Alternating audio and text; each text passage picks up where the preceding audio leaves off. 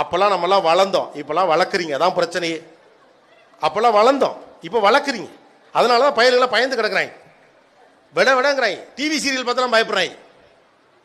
அப்படித்தானே? உண்மையே இல்லையா? நீங்க கவனிச்சு பாருங்களேன். இப்போ ஒத்த புள்ள வச்சிருக்கீங்க, ஓவரா பாத்துக்கிறீங்க. 7 புள்ள இருக்கு வீட்டில். யாராவது விருந்தினர் வந்து அறிமுகப்படுத்தல, இவன் மொத பையன் 3ஆம் கிளாஸ் படிக்கிறான், சுமாரா படிப்பான், பிரச்சனை கிடையாது. இந்த பையன் ஒழுங்கா படிக்கலங்க, வந்து அட்வைஸ் பண்ணுங்க, வர்றவனையெல்லாம் அட்வைஸ் பண்ண சொல்லி உசுரெல்லாம் எடுக்க மாட்டேன், சுமாரா படிப்பான். இவன் 2ஆவது பிள்ளைங்க, ஸ்போர்ட்ஸ் நல்லா விளாட்றான், சரி விளையாட்டில் போடான்னு விட்டுட்டேன். இவன் 3ஆவது பையன், படிப்பு சரியா வரல, கடையில் எங்க கூட இருக்கான். இவன் 4ஆவதா 5ஆவதான்னு தெரியல, ஏண்டே இவன் 4ஆ 5ஆ அப்படிம்பாரு. கடைசியில் 7ஆவது ஒரு பையன், இவன் அடுப்புலேயே கிடக்கிறான், என்ன பண்ண போறான்னு தெரியல. இவன் 8ஆவது வாத்தியார் அடிச்சு விட்டான்னு வீட்டுக்கு வந்துட்டான். அப்பாக்களுக்கு பயமே இல்லை, 7 பிள்ளையை பெத்தோம்னு, எந்த பயமும் இல்லை. ஏன்னா எல்லாரையும் சூப்பர் டூப்பர் ஆக்கணும் அவர் நம்பல. காலம் உங்களை எடுத்துக்கும், வாழ்க்கை சில விஷயத்தை அவனுக்கு சொல்லி தரும், அவன் கத்துப்பான், அவன் கத்துப்பா, அவன் வளர்ந்துப்பா, அவங்க இருப்பாங்கன்னு பிள்ளைகளை நம்புனாங்க.